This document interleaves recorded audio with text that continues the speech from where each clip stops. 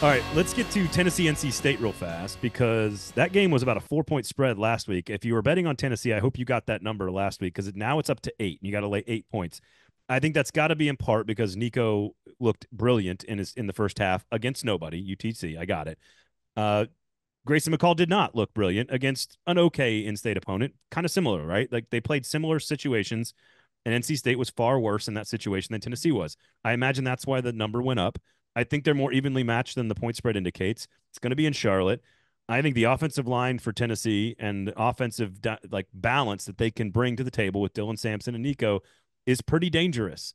And I think Tony Gibson and that NC State defense is going to have something special to stop these guys. Otherwise, I think you could see some momentum starting to build for Tennessee. If they go in there and play really well, you're going to see they're going to be 3-0. They're going to win next week, and they're going to play at Oklahoma. And you could see the hype train starting to build around Tennessee's offense, which I think we told you about this offseason. Yeah, I mean, I hate to go back to the preseason, but last year's Tennessee offense was the worst that Josh Heupel's had in conference play.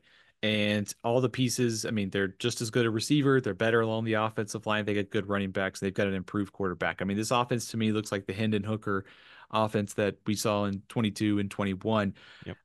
In this matchup, NC State was trailing in the fourth quarter to Western Carolina. I don't want to read too much into it, but I thought their defense, they're missing Peyton Wilson. They lost the linebacker in that game due to targeting.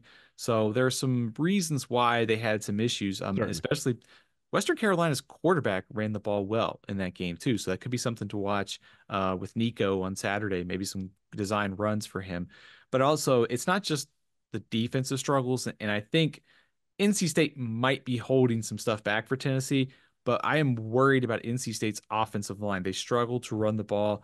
And I know their rushing yards look good, but a lot of that was late. So can they get everybody on the same page? Can they get McCall a little bit better accuracy? He was kind of off target at times in that game, and the offensive line. I think this is a real challenge for a rebuilt NC State defense.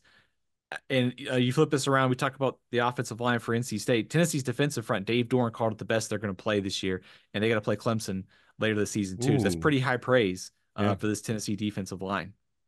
Talking about NFL draft picks, James Pierce, for a lot of folks saying potentially number 1 overall pick. He had this is a big boy game. I think it's a much better game. I think we've said it all summer. This is a much more important and better and more interesting game than people realize because I think both teams are higher up within their conference hierarchy than the preseason rankings indicated. Certainly nothing that has happened in the ACC has shown you that NC State couldn't be a very dangerous team in that league.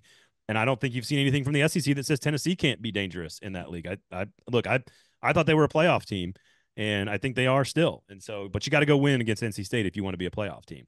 Otherwise, NC State, you look at what all their work is going to be done in conference. This is a game they don't have to win, especially with Florida State already 0-2 in the conference. Yeah. So, although Georgia Tech, Syracuse, sneaky good game this week. Suddenly a very interesting game. I do think on Tennessee and NC State, and I think with both these teams playing overmatched opponents, and now we're getting a better look at them in week 2. I think we're going to leave week 2 with a better idea. I think we have a pretty good feel based upon what we saw and what we know from them in the preseason, but still kind of stating the obvious here.